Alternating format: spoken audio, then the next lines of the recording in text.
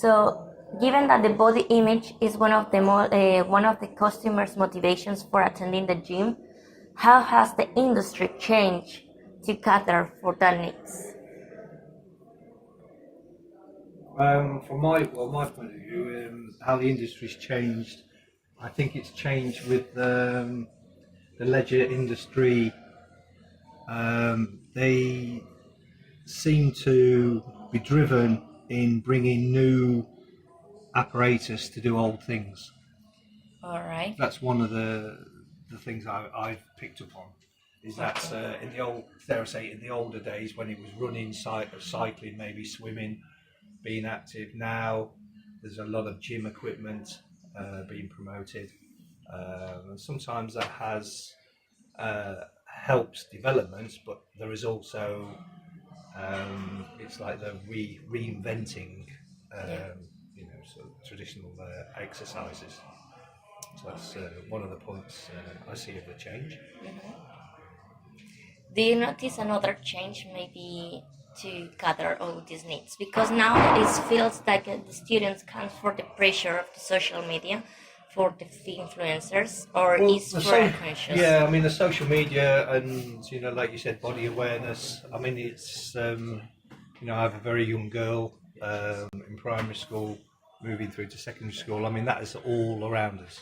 That's all around us, not just in the leisure industry. That's what I feel. Yes. Yeah, I was about to say that as well. That social media like Instagram, Facebook, this Snapchat and all this. So basically, they've got lots of students and like gym users like involved. They share photos about like body image because that's what you've mentioned before, and that in a way just kind of stimulates their like need to just come and do the same. Okay, so yes, I noticed that there's lots of students and especially like joining and try to get to this kind of like image themselves, so they can just match their friends, okay, match their like the community they associate with.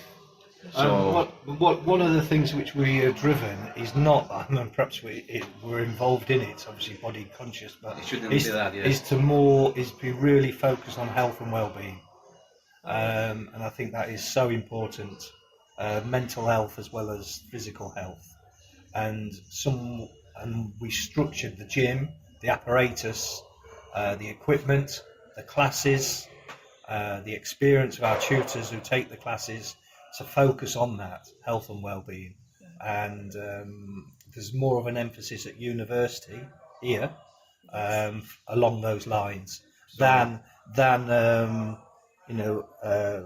being preoccupied with certain elements of body, being very body conscious. This is a secondary objective for us, so it's not our main objective of running this service.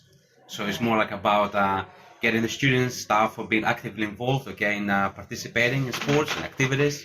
So keep the campus active and offering like chances about like stress relief opportunities, and and as John said, okay, just being mentally stronger and being more relaxed and just get on with the like work and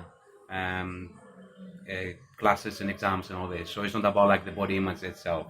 So this is I understand is all around us because of the social media like influence, but then this is not how we just structure the our activities. All right. So, and do you think that in the period exams the people comes more to the gym or less? What, pre-exams? Yes. Not necessarily. No, we've done stress buster initiatives where we've had them come, made the gym free, so there's no economic barrier. But they still will. Well, they will come more or less the same patterns, really. Maybe some of the yoga and the Pilates, that has certainly had a better and bigger uptake. So perhaps they're using that for some of their recreation release, but there's no distinctive pre-exam and after-exam. Not really, no.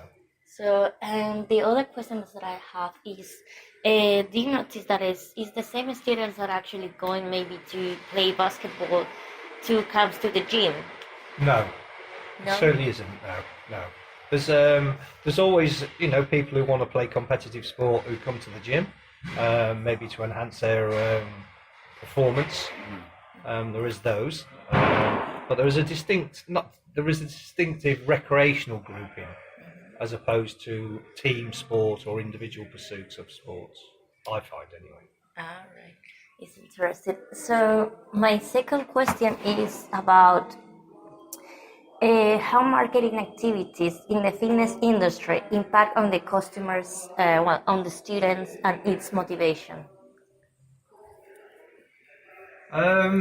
Again, I would think if it was motivation, it was trying to keep in touch. I mean, we try at the university not just make it a gym, but to try and enhance a community connection to the university. That's what we're trying to do. Is a sense of belonging. So it's not a club, but it's a sense of we would like a lot more work to do. Where you could meet fellow undergraduates or postgraduates, on similar courses. Through the mechanisms of classes and recreational activity, you can get to know people, just to try and build that up. That's important to us. All right. And what do you think that is the most important factor in the gym? Maybe the physical surrounding to motivate them, the physical surrounding, the people. Well, I personally think it's a very, very friendly environment here, and it's just the whole service itself, the amount of classes we have on offer. So that's quite attractive for our customers, and actually the price we do offer is actually it's very, very cheap actually as a membership. So what we offer for our students and staff, even the external members of the public. So at least so if someone joins in, so they have the opportunity to use the gym and take advantage of the class, so without any added fees on it. So we're way below of the market leaders, we just mentioned before, like GLL, like Pure Gym, and then Fitness Fair. So we don't really compete against them. So yes, I think price is a main factor here, and the fact that we just we have a nice gym with lots of apparatus, and then it's got a bit of a taste for everybody here. So and the personal trainers we just do offer as well. I think with the machines, it's thought through to try and bring in a recreational feel to the activities. It's not a overly weightlifting gym, and because that creates a certain atmosphere and a certain client. So we're really conscious of bringing areas for where people can stretch and do relaxation. The weights aren't necessarily big, but then again, they can be used in a competitive way if they were learning to train. So we consciously made the effort there, and as Costa says, comparing to the pure gyms, we also want to try and make a sort of personal contact with the students to develop their own individual things. That's why, as Costa's mentioned, personal training. We bring in personal training at no cost, because we know what the market value cost of that is. So it's no cost to get people started and training again and help and support. So, there is a lot of our classes and our staff are based around personal contact, more personal contact than some gyms, and factoring in the personal training and the nutrition and help and support as we do through the year. We do a lot of initiatives like International Women's Day, and various other health and wellbeing weeks, NHS tests and health. So we do a lot of screening and trying to, again, heading towards that health and wellbeing goal. Have you noticed with the classes, or the people that are attending to the classes, they give up less probably than the others that just comes individually? I think that could be true. Yeah, but then when you're in a class, I know you're doing it yourself, but you're with a group, and sometimes the group feel might have, a belonging, and you stick to it. Whereas maybe if you are an individual, if you're an individual on, coming to run on the treadmill, then perhaps it's, self-motivated or not, as the case may be. All right. So yeah, because one factor that all the managers mention is that a classes motivates people, because maybe you socialize with others, and at the end of Yeah. the day, it's better. So I that's think why. if you, yeah, I think there must be data there which suggests that, you know, if you're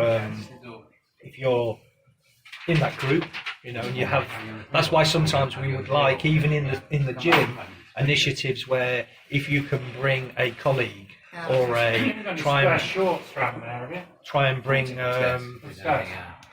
you know, if you can bring a colleague or a classmate or someone else to the class with you, or to the you know, the gym, we try and think of those type of initiatives because it might pull, Yes. not to increase the membership, but you know, to keep more Correct. attendance. Exactly. You know, that's what we'd like anyway. Yeah. All right. Probably my last question would be how the. All right. Did you notice? I don't know, how long have you been manager in this industry, well, in the gym of the London Metropolitan? Well, I'll speak for myself, Costas. Yeah, different. Mine's about 28 years. And did you notice that if people comes more regularly? They is like included the gym in their routine, or it's just to like enjoy some You from mean time how to has it time? changed over those 28 years? Yes. I think, I mean, the whole leisure industry's changed over the 28 Yeah. years. That's the thing. I mean, I think we're a university, so I think we're different from public gyms. The market forces of the Yeah, other gyms. I Yes, think of we course. really are. I think there's a big difference. You think, well, maybe what is that difference? But we're not membership driven, although we need to obviously be aware of that. And also, you know, we are, again, to reiterate the health and well-being in the community. And I think what's different in some ways is maybe time, people's time. Yeah. You know, people want to train when they want to train, and that has an impact on us because we were never open Saturdays and Sundays Yeah. before. We were never open till 10 o'clock at night. Yeah. So you know, we've adapted to that, and I think it's they train when they want to train because they're doing so many other things, work, family, Busy lives. studies, whatever. It really is, and so we've adapted to that. So that's been one big change. You know, not just the opening times, but how we've adapted our classes to that. All right. Thank you. And from your perspective. Yeah, I just think that well, I've been here for working with John for 12 years. So I've just seen that the last obviously it's just